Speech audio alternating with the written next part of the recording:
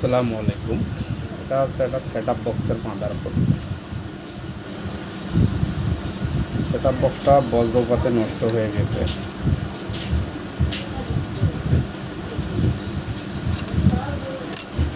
এটা হচ্ছে power circuit.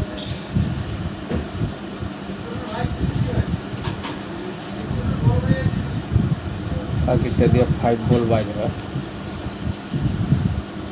তারপর 20টা।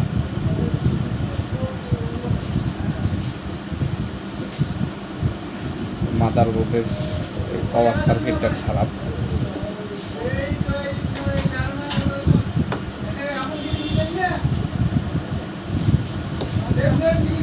সার্কিটটা এইখানে বসে এইটাতে সিয়ার বডি, প্লাস্টিক বডি।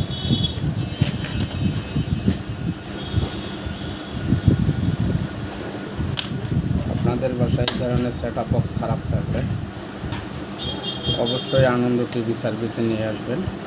যত্ন সহকারে মেরামত করে দেওয়ার চেষ্টা করব ইনশাআল্লাহ।